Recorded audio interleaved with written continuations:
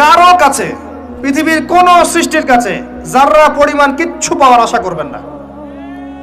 একটু আশা করবেন আপনি কষ্ট পাবেন। কারো কাছে কোনো আশা করতে যায় না, শুধু আল্লাহর কাছে আশা করেন।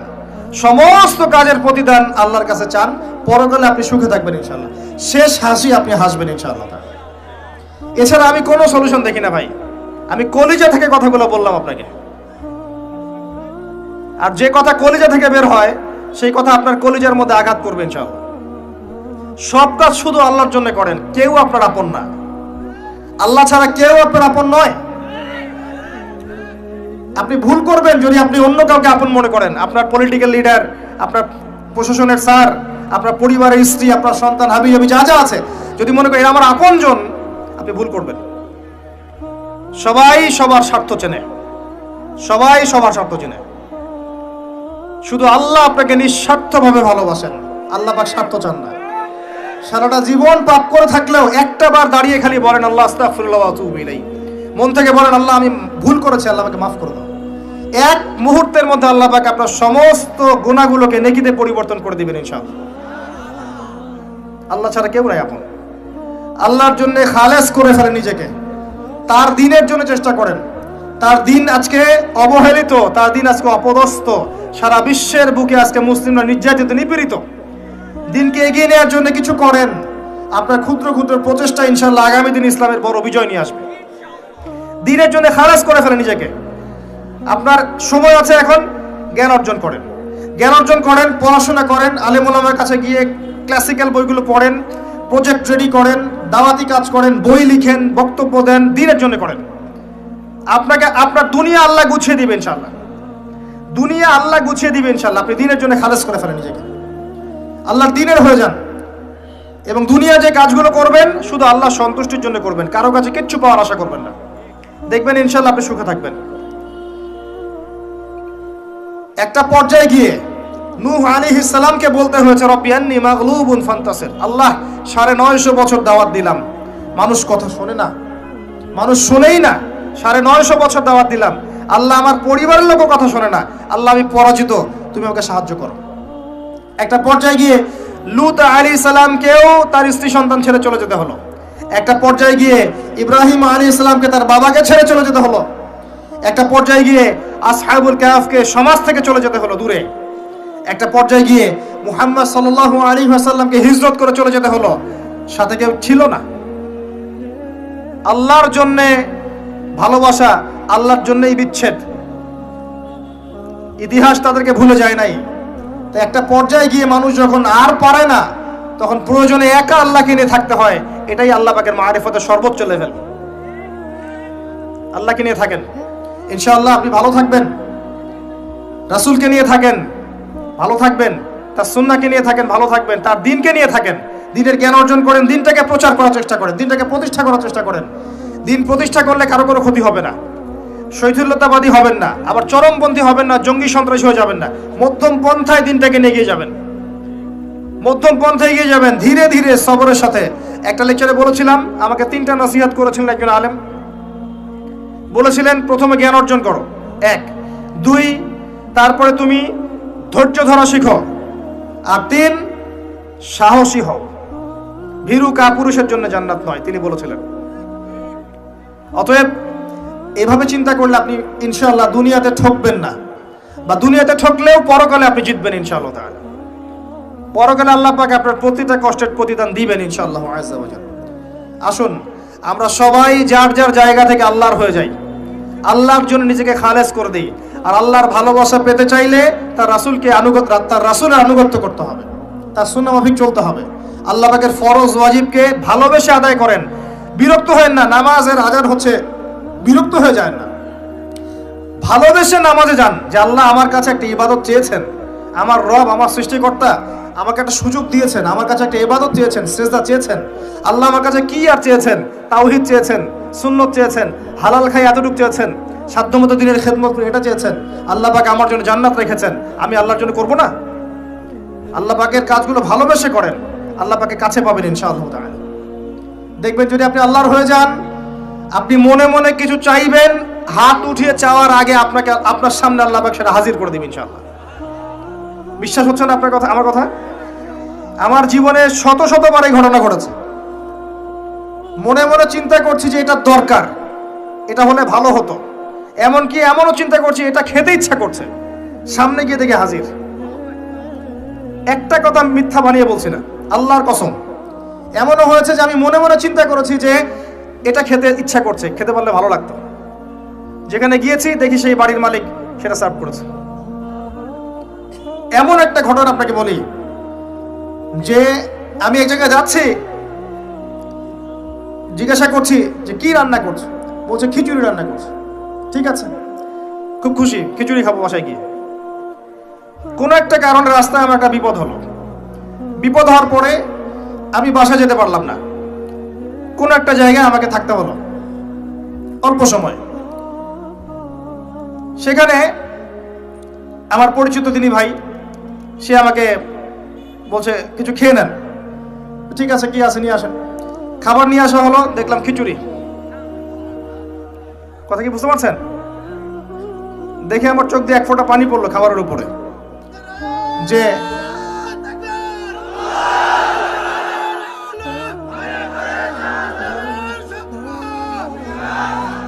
দাঁড়ান, আল্লাহ পাক এতই কাছে, এতই কাছে। যদি আপনি আল্লাহর হয়ে যান, আল্লাহর জন্য খালেস করে ফেলেন নিজেকে, আপনি দেখবেন আপনি যা চাচ্ছেন আল্লাহ পাক আপনার মনের কথা শুনে নেবেন, আপনার সামনে হাজির করে দিবেন ইনশাআল্লাহ। কিচ্ছু ভাববেন না, আল্লাহকে ছাড়া কোনো দিকে ভাবার দরকার নাই। আল্লাহর দিন আজকে একটা চরম অবমাননাকর জায়গার মধ্যে আছে, আপনি বুঝতে পারছেন না। দুই চোখ দিয়ে দেখেন, সারা বিশ্বের প্রেক্ষাপটের সাথে মুসলিমদের অবস্থা মেলান, দেখবেন আমরা আর সে আগের জায়গায় নাই। আমাদের অবস্থা এখন ভালো নয়, প্রত্যেকটা দিক থেকেই ভালো নয়। ধর্মের ক্ষেত্রে না, ইকোনমিক্সে না, পলিটিক্সে না, জিও পলিটিক্সে না, সোশ্যালি না, সংস্কৃতিতে না, কোনো ক্ষেত্রেই নাই। আমরা সে আগের জায়গায় নাই এখন আর। এই জায়গায় রিগেইন করতে হলে আমাদেরকে বেসিক কাজগুলো করতে হবে। আবার নামাজি হতে হবে, আমাদেরকে আবার রোজা রাখতে হবে, আবার দিনের খেদমতের চেষ্টা করতে হবে, কোরআন শিখতে হবে, আবারও সুন্নায় ফিরে আসতে হবে। ইনশাআল্লাহ তাআলা দেখবেন আস্তে আস্তে আস্তে আস্তে এমন প্রজন্ম গড়ে উঠবে যারা ইসলামের পতাকা নিয়ে সামনে এগিয়ে যাবে ইনশাআল্লাহ। আসেন, আপনাকে আমি পারিবারিক বিষয়গুলো আর বেশি বলতে চাচ্ছি না আজকে। আরেকদিন ইনশাআল্লাহ আমি টোটাল লেকচারটাই আদর্শ ইসলামিক পরিবার এবং সমকালীন ফিতনাগুলোর উপর দিব ইনশাআল্লাহ। সামনে যান। ফিতনা আপনার অর্থনীতির মধ্যেও আছে। খুব কম মানুষ আছে আমাদের এখানে যারা অর্থনৈতিক জীবনে হালাল খাচ্ছে, ম্যাক্সিমাম সুদ খাচ্ছে। অনেকেই ঘুষ খাচ্ছি আমরা, অনেকেই দুর্নীতি করছি, অনেকে ঠকবাজি করছি, অনেকে মানুষের হক নষ্ট করছি না? কারো রিজিকে যদি একটা টাকা এরকম হারাম চলে আসে, এই রিজিক দিয়ে আল্লাহর ইবাদত করলে ইবাদত কবুল হবে না। খুব সাবধান। নবীজি আগেই বলেছিলেন সাল্লাল্লাহু আলাইহি ওয়াসাল্লাম, যে সুদ খায়, যে সুদ দেয়, যে সাক্ষী থাকে, যে লিখে রাখে, সবাই সমান অপরাধী। দিব্যি আমরা খাচ্ছি। নবীজি বলেছিলেন সাল্লাল্লাহু আলাইহি ওয়াসাল্লাম, যেটা মায়ের সাথে জেনা করার মতো অপরাধ এবং আল্লাহ এবং তার রাসূলের সাথে যুদ্ধ করার মতো অপরাধ, দিব্যি আমরা খাচ্ছি, দিব্যি খাচ্ছি, পরোয়াই নাই কোনো। এক দিরহাম সুদ খেলে নবীজি বলেছেন সাল্লাল্লাহু আলাইহি ওয়াসাল্লাম 36 বার জেনার পাপ হয়, 36 বার। দিব্যি খাচ্ছে, কোনো পরোয়া নাই। তবে আলহামদুলিল্লাহ এখন এই কথাগুলো শুনে অনেক মানুষ সুদি কারবার থেকে সরে এসেছেন, আমি জানি। আমি দোয়া করি মন থেকে আল্লাহ পাক তাদেরকে বেহিসাব রিজিক দান করুন। রিজিকের মালিক কে ভাই? আমি যদি মনে করি যে আমি সুদি কারবার না ছাড়লে আমার রিজিক কমে যাবে, তাহলে আমি মনে করছি রিজিকের মালিক আমি নিজেই, তাই নয় কি? আল্লাহর উপর তাওয়াক্কুল করে ছেড়ে দিয়ে দেখেন, আল্লাহ পাক আপনার জন্য আসমান জমিনের বরকতের দরজা খুলে দেবেন ইনশাআল্লাহ। বিশ্বাস করছেন না আমার কথা? রিজিক কার হাতে? সমুদ্রের নিচে কোটি কোটি মাখলুক আছে, কে খাওয়ায়? এই জমিনের উপরে কোটি কোটি কীটপতঙ্গ আছে, কে খাওয়ায়? আপনি কি 10টা হাতির দায়িত্ব নিতে পারবেন? এই শত শত হাতিকে কে খাওয়ায়? গবাদি পশুকে কে খাওয়ায়? জীবজন্তুকে কে খাওয়ায়? এই পৃথিবীতে কোনো মানুষ না খেয়ে মারা যেত না যদি তারা আল্লাহর বিধান অনুযায়ী অর্থনৈতিক জীবন পরিচালিত করত। যদি ওরা সুদ না খেত, সুদ খাওয়ার পর রিজিক কমে গেছে, আর তারা যদি যাকাতটা ঠিক মতো দিত, তাহলে দেখতেন দারিদ্রতা বলে কিছু থাকতো না। ধনী গরিব থাকতো, কিন্তু সবাই একটা সাম্যাবস্থায় থাকতো, কেউ একেবারে নিষ্পেষিত হতো না। কারণ যাকাত এবং ব্যবসার মধ্য দিয়ে টাকা পয়সা ঘুরতে থাকে, এক হাত থেকে আর এক হাতে যেতে থাকে। আর রিবার মধ্য দিয়ে টাকা পয়সা এক শ্রেণীর মানুষের হাতে চলে যায়, ধনীদের হাতে চলে যায়, আর গরিবরা আস্তে আস্তে দারিদ্রতার অতল তলে যেতে থাকে। আপনার অর্থনৈতিক জীবন ঠিক নাই, দেখবেন এখানে ফিতনার শেষ নাই। অন্যদিকে আসেন, আপনি সামাজিকভাবে দেখেন, সামাজিক জীবনে ফিতনার শেষ নাই। খেয়াল করে দেখেন, আত্মীয়তার সম্পর্কগুলো নষ্ট হয়ে যাচ্ছে। খেয়াল করে দেখেন, এখন টাকার জন্য সন্তান বাবাকে হত্যা করে, সন্তান মাকে হত্যা করে, ভাই ভাইকে হত্যা করে, বোন বোনকেও হত্যা করছে। প্রতিবেশীর হক আমরা দিতে পারছি না, আত্মীয়তার হক দিতে পারছি না। জমি নিয়ে দ্বন্দ্ব, বাড়ির সীমানা নিয়ে দ্বন্দ্ব, ব্যবসা নিয়ে দ্বন্দ্ব, দ্বন্দ্বের শেষ নাই। এটা সোশ্যাল জীবনে হচ্ছে। আবার ইকোনমিক সেকশনে এমনও হচ্ছে, ব্যবসা করছি হালাল মনে করে, এখানে সুযোগ বুঝে সিন্ডিকেট করছি, মজুতদারি করছি, ইচ্ছা করে দাম বাড়িয়ে দিচ্ছি, মানুষকে বিব্রত করছি, গভর্নমেন্টকে বিব্রত করছি। এগুলো আমরা কৃত্রিম সংকট তৈরি করছি, মাপে কম দিচ্ছি, ব্যবসা করছি মাপে কম দিচ্ছি। অমুসলিম ব্যবসা করছে, মাপে সঠিক দিচ্ছে। অমুসলিম ব্যবসা করছে, মাপে সঠিক দিচ্ছে। অমুসলিম ব্যবসায়ী সিন্ডিকেট করছে না। একজন হিন্দু ব্যবসায়ী, আল্লাহ পাক তাকে হেদায়েত করুক, সে মাপে কম দিচ্ছে না, সিন্ডিকেট করছে না, কৃত্রিম সংকট তৈরি করছে না, মুসলিমরা করছে। রমজান মাসকে কেন্দ্র করে মুসলিমরা ব্যবসা করে নিচ্ছে, সুবহানাল্লাহ। আর মানুষ সামান্য নিত্য প্রয়োজনীয় দ্রব্যের জন্য ট্রাকের পিছনে দৌড় দিচ্ছে। কি একটা দৃশ্য, সুবহানাল্লাহ।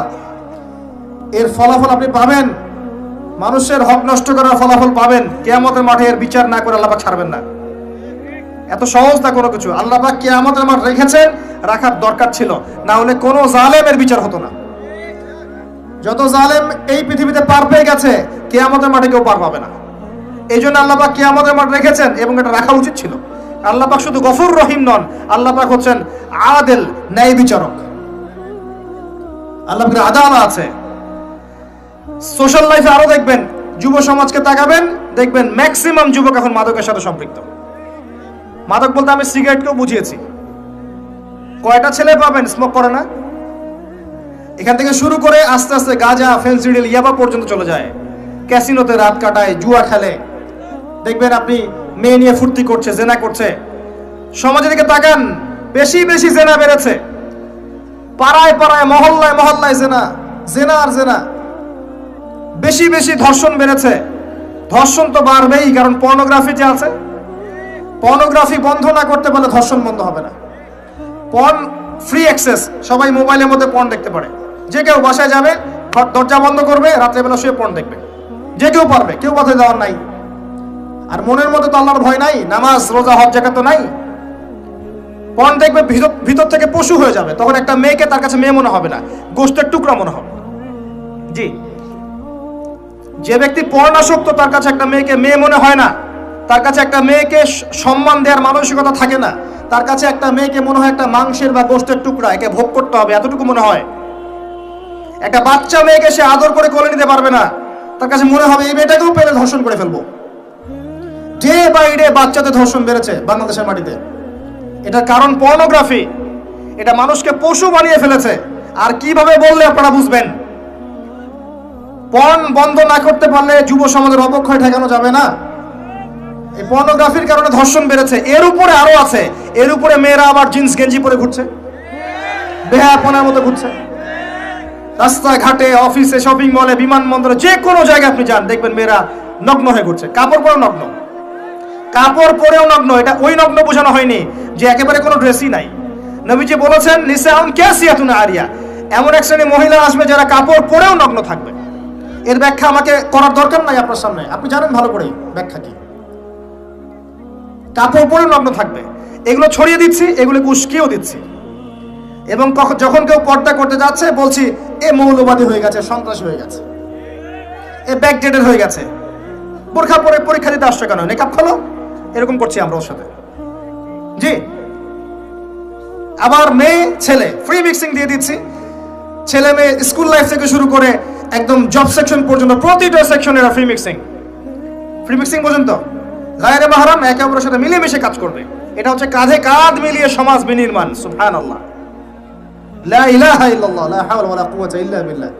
এতে করে একে পর্নোগ্রাফি, ভিতর থেকে পশু, তার উপর নগ্নতা, তার উপর ফ্রি মিক্সিং, তার উপরে আবার উস্কে দেওয়া হচ্ছে এগুলো কাছে আসার গল্প। তখন আপনি সমাজে ধর্ষণ ঠেকাতে পারবেন? জিনা ঠেকাতে পারবেন?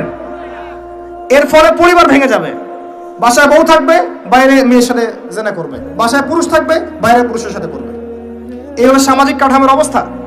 এর উপরে আবার আছে মাদক, এর উপরে আবার আছে আপনার বস্তুবাদী জীবন ব্যবস্থা। সব মিলিয়ে সমাজটা আগের মতো নাই। এটা ইসলামিক সমাজ? আমরা 90% মুসলিমের দেশে বাস করি, এটা ইসলামিক সমাজ?